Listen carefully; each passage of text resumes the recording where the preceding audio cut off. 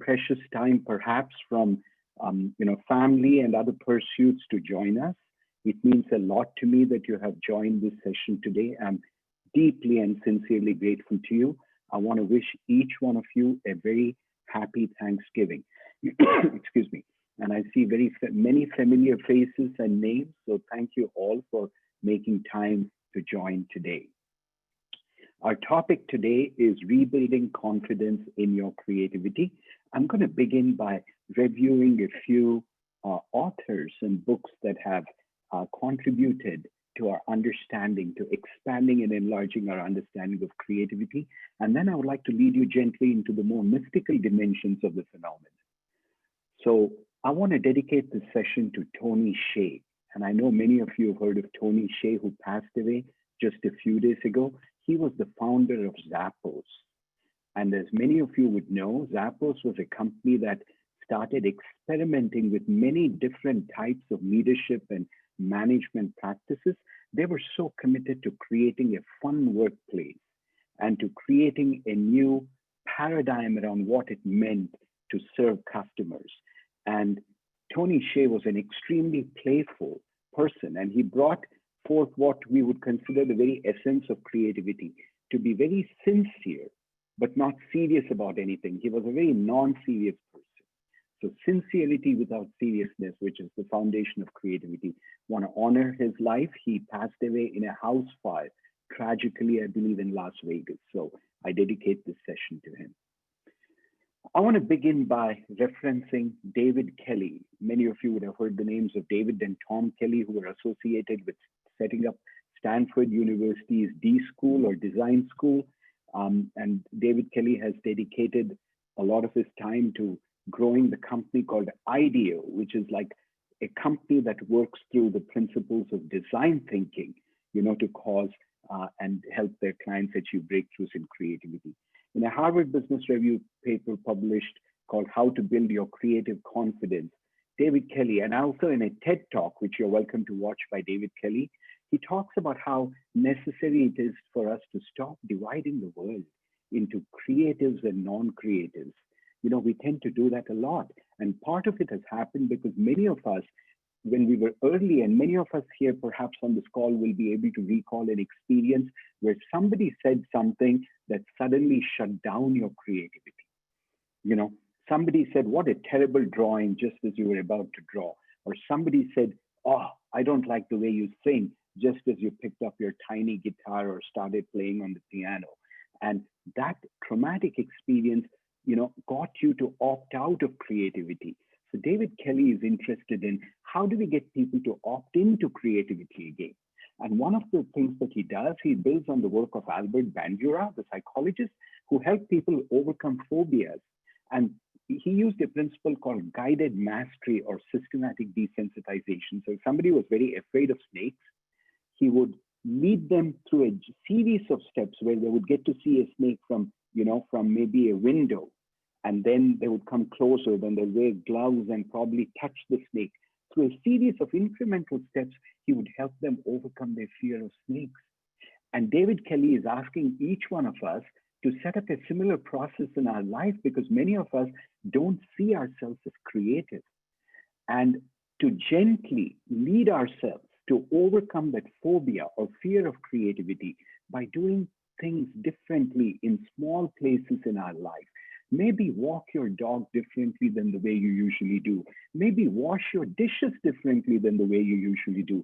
And through these small, tiny steps, start enjoying the very experience of bringing something new, a new approach perhaps, a new way of doing something as a way of overcoming our fear of creativity. Adam Grant is another person who's no stranger to many of us who've been interested in this topic. His book, The Originals, How Nonconformists Wove the World, is a fascinating book based on years and years of research into people who are very original. They have become expert at being themselves. They are not consumed by the herd mentality to conform. And how do these non-conformists create? And one of the important things that he says is that these highly original people, who've been responsible for musical productions, theater, mechanical devices, name it, They were bedeviled by the same fears that you and I have. It's not that they were just like born courageous. They had the same nagging doubt. And he talks about how many of them went through the same process, you know, where you produce something and you say, oh my God, this is shit. But then many of us take the next step. We say, I am shit. No, in the sense of I'm no good. And Adam Grant helps us to recognize no, originality is born out of trying over and over again. And he talked about how even like Mozart had like 600 compositions, before he even became very well known. So the inner experience of the originals is no different. They have the same fears that we do, but they have the fear of not trying at all, which is even greater than the fear of failure. And that enables them to be able to experiment freely. If you watch his TED Talk, I would recommend it to you. Adam Grant's TED Talk on the originals is fascinating. One of the surprising things that he says is that there's an optimal level of procrastination they seem to engage in. Many of us procrastinate. Others of us, he says, are the panic monsters. We try to get everything done right away. And he talks about the most original people in his research were people who were neither the panic monster nor the habitual procrastinator. They start on the task, spend a little time with it, and then they start procrastinating. What he's talking about is, when you start on something, you're already working on it at subconscious levels, and you continue to become more creative. There's another author that he references called Eric Dane, who talks about the downside of expertise. Many of us know that the reason we find it hard to be creative is because creativity requires a level of being clumsy. You don't feel competent because you have to try things that you haven't tried before and others haven't tried before. So creativity is often fraught with a sense of failure. And most of us like to experience ourselves as competent. So one of the greatest barriers to our creativity is our addiction to feeling competent. Eric Dane reminds us of the dangers of expertise. For example, he has shown through experiments that expert bridge players are worse than novices when dramatic changes happen, that in many professions where changes happen, the experts will flounder because the experts have been indoctrinated into a particular method and approach, and they find it very hard to experiment, to deviate from the, from the doctrines that they have been taught. And the novices are the ones who come out on top. And my own experience is working with Unilever during the years when the company has had a philosophy that they will move you into 3 or 4 positions during your managerial career, positions where you've had no prior education or experience. Now, that seems totally bizarre to many people. Why would you put somebody in a position for which they have neither experience nor they have any educational training for it? 2 reasons. One, because the company wants to create people who have an overall view of the business in its totality. They want to grow general managers, not just functional experts who are capable of seeing business problems only through the narrow lens of their functional specialization. Secondly, even more important, they discovered that some of their most talented and creative managers in any field were people who had no education or experience in their field. One of their best factory managers was a PhD in English literature who used to edit company newspapers. One of their most creative marketing managers, I see Terry Martin applauding, yes. One of their marketing managers who became like the whiz kid of marketing was somebody who had never studied marketing ever.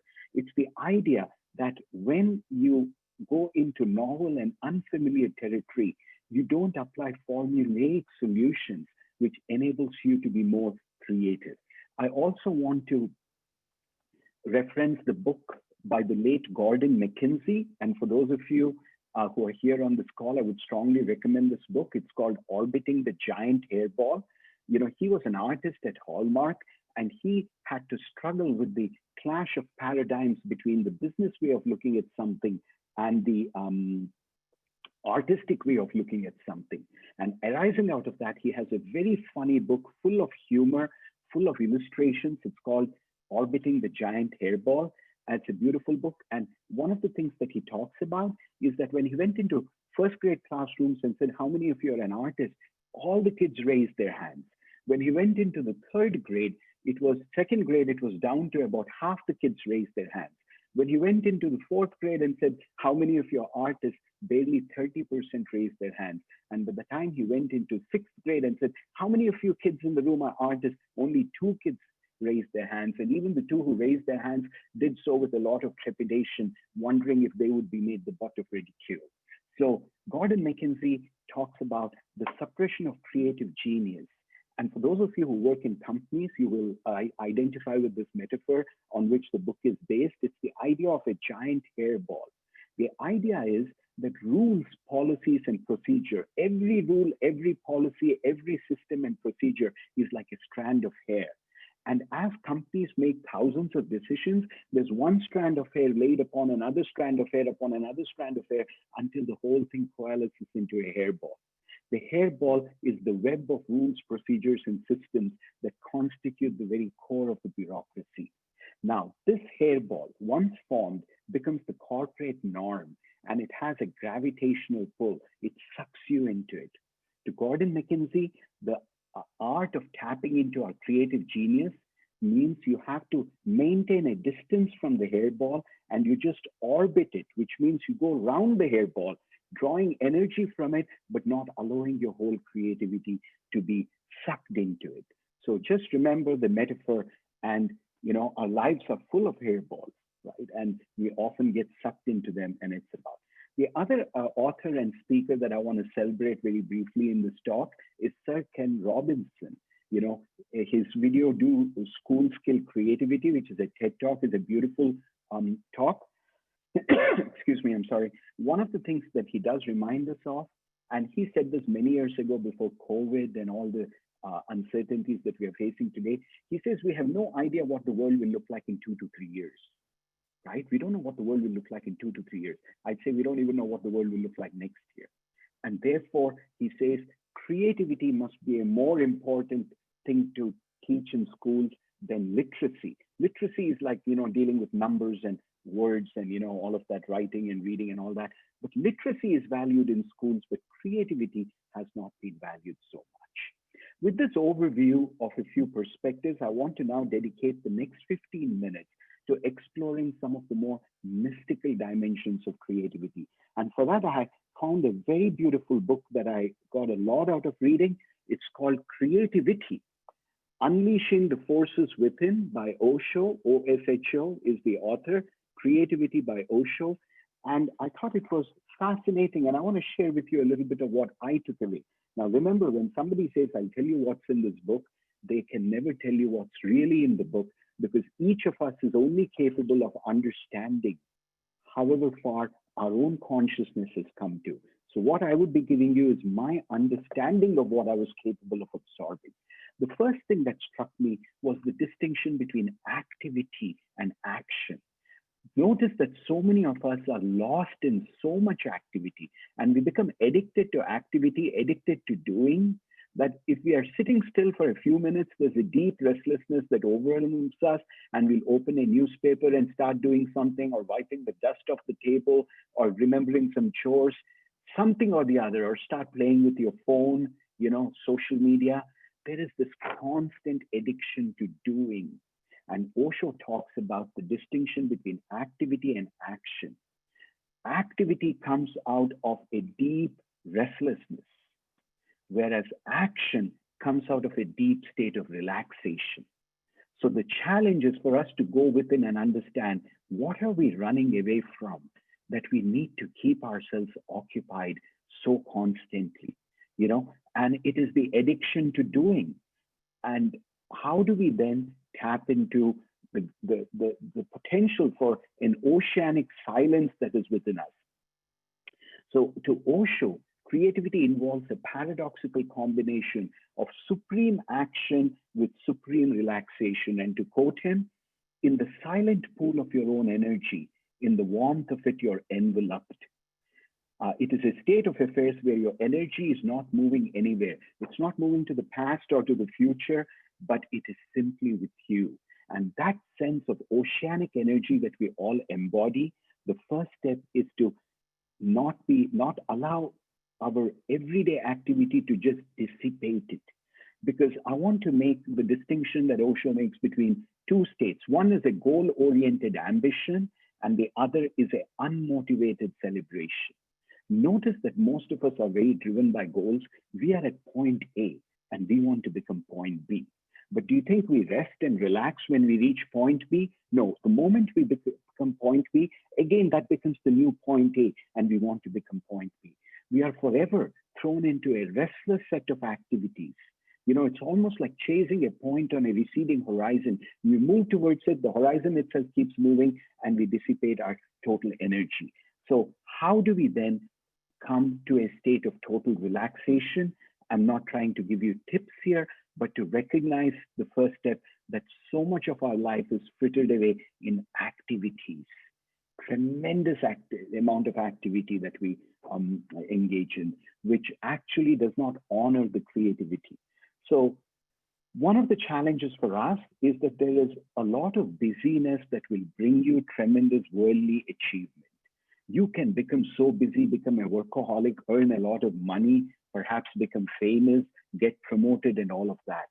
But the conundrum of creativity is different than that of ambition. It is what will emerge out of you, perhaps as a song, as a melody, as a whisper, when you have stopped all the doing, or when all the doing has stopped. When you drop the doing and you relax into, the warmth of your own being, over time, a different level of creativity starts flowing within you, which is not the synonymous with achievement. In fact, mystics have talked about it as the beyond working through you. There have been metaphors and wisdom traditions that talk about how do I transform myself into a flute so that the song of the divine can play through my hollow bamboo. And that is coming to terms with and befriending the space of emptiness within us, the space of silence within us, getting away from this activity orientation. One of the challenges also is that many of us have had experiences that have filled us with a sense of inferiority or inadequacy, and so much of our lives is spent trying to compensate for them. And I've shared with you in previous Zoom talks that, I used to be thought of as a very unintelligent kid, and I spent so many years, 25 years, trying to earn the equivalent of 4 master's degrees and a PhD. Now, is that creativity? Somebody might say that is, but as I begin to see how so much of my life was frittered away, trying to prove to everybody and to myself that I'm good enough, I really did not pay attention to the deeper gifts that I have as a human being, as an individual, and a deeper sensitivity. So one of the challenges that we have to deal with is that we have mechanical ways of making ourselves feel competent. Giving webinars is one of them for me.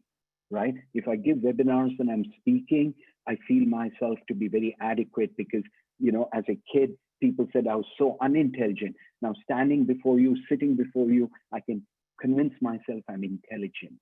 But that, if I settle for that feeling, it's just an ego kick.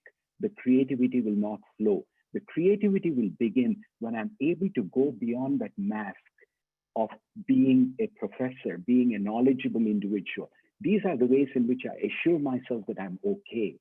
But that is a very deficit paradigm.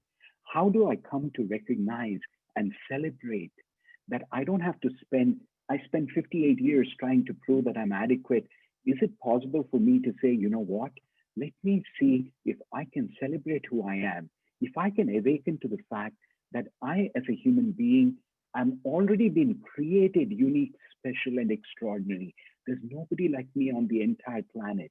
Who I am is beautiful. And from that place of abundance, start listening to the deeper cravings that come out of me.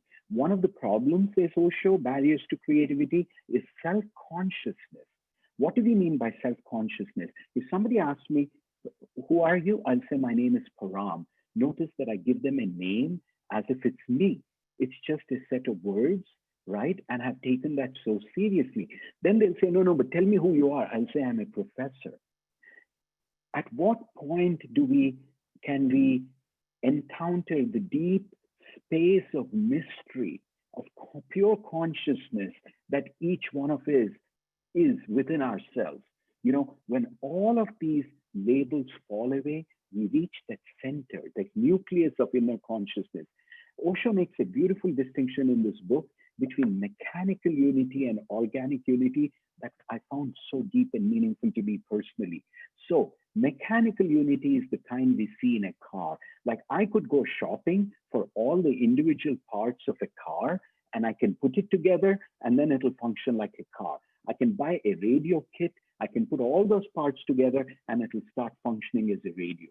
So do you notice? I start from the circumference, I start from the parts, and then I build into the center. And finally, when I've tightened the last screw or nut or bolt, it has become a radio or a car. The essence, the nucleus, the center, which is the car, is created at the end. I work from the periphery towards a center.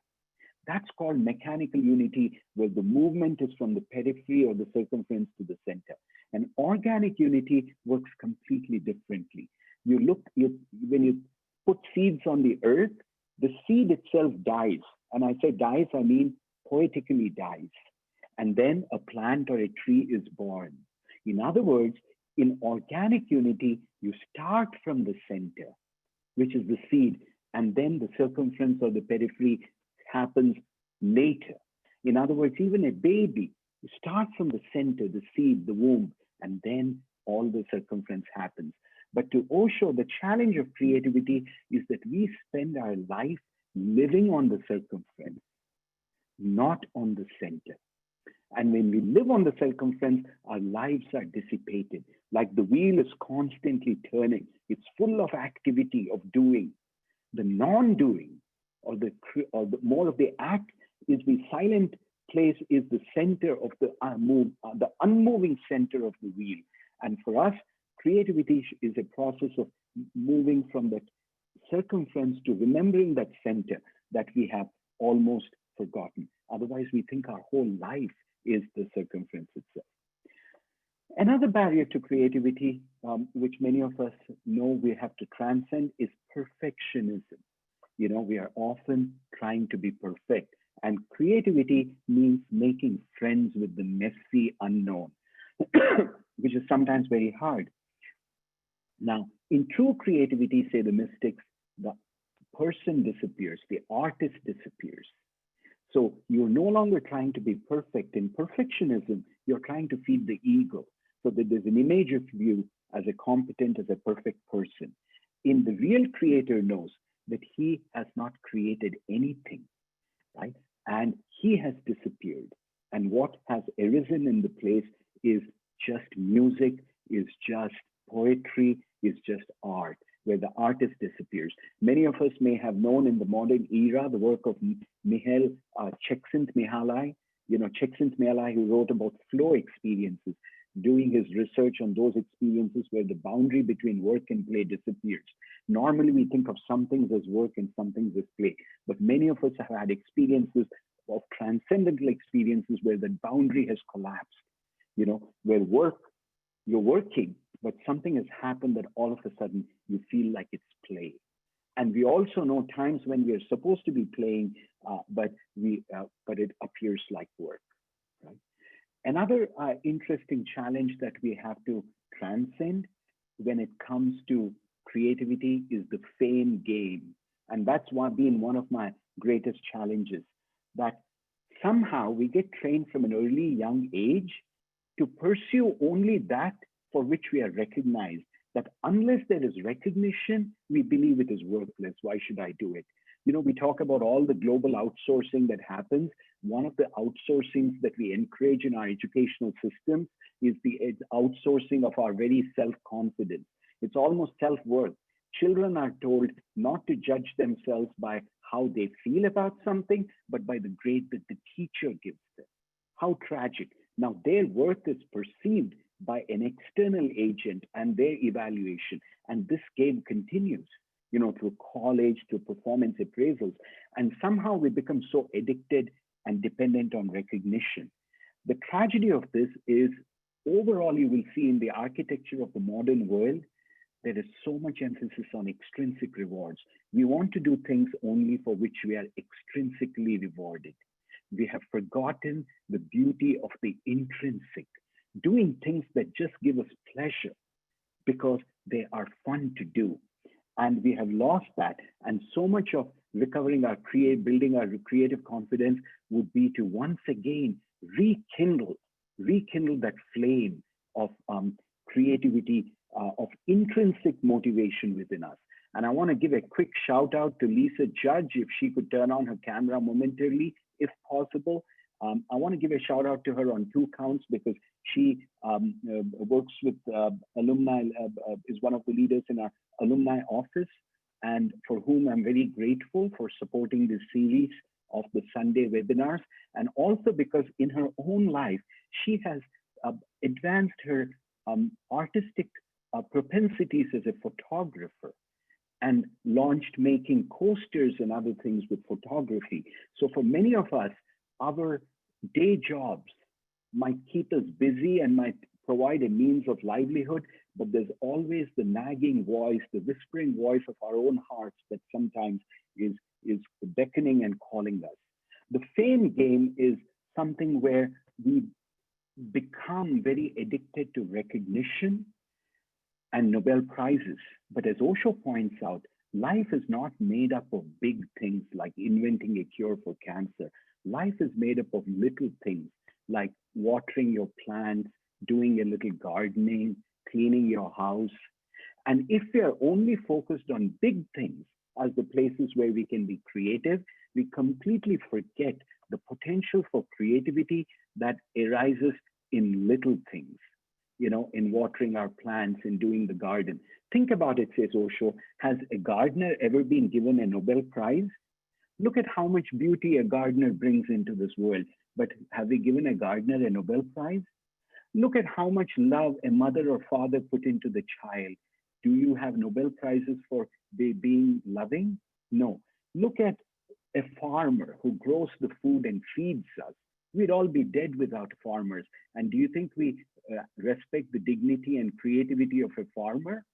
There is no celebration. And therefore, one of the emancipatory approaches is to start finding nirvana. Nirvana is an exalted state of spiritual transcendence, to find nirvana in the ordinary acts of life, in the ordinary acts of everyday living. We become inventing with very small things in how you relate to your cat, in how you relate to your dog.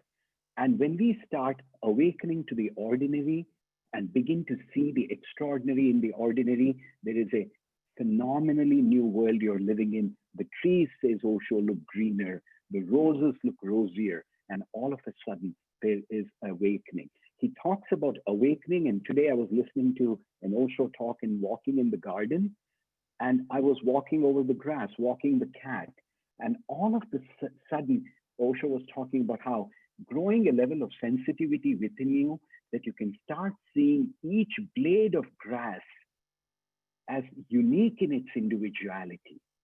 Imagine the level of sensitivity where you can see each blade of grass as unique in its individuality, each ant, each butterfly as unique in its individuality. Normally, we are very gross. We see greenery and we say, this is grass.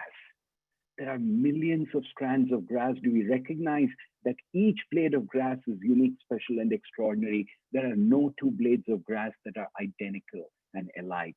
When we start growing our sensitivity in those ways, all of a sudden, when you're walking on a lawn, you will feel and experience in your hearts a different level of colorfulness, a different level of beauty. And when we can be sensitively attuned to a blade of grass, can you see how much more sensitively attuned we will be to each other's feelings? To be able to see, the floral, flower-like, petal-like feelings that each of us make up, in our interiority. And that is a beautiful awakening. So finding something in the ordinary. The intellect is the other, and I know we are almost at time, so I'll just keep this brief and expand upon it in another webinar. The intellect is another barrier to creativity because the mind is old. And to be creative, we have to go beyond the mind. If you understand how the mind works like a camera. It takes photos of everything that you've experienced, and you have to draw and make combinations out of it. Whereas a posturing to the unknown is stepping beyond the mind. And I know that sounds like a whole lot of Eastern New Age nonsense I'm throwing at you when I say stay beyond the mind. But it's going to take me another 5 minutes to do. So I shall not take you there, but I will coincidentally and serendipitously recommend that you read my cleveland.com column that will be published, probably already been published or published in an hour. It's called How the Mind is Sabotaging You. You know, we rely so much on our minds, but we also have to understand that if we surrender completely to the mind and we suppress our heart, the mind is in so many different ways sabotaging us. So I would welcome you to look that up, and we will expand upon it perhaps in one of the future sessions. I want to pause and express my sincere, heartfelt gratitude to each one of you for joining us today, despite your busyness, and also for the Browns game in progress.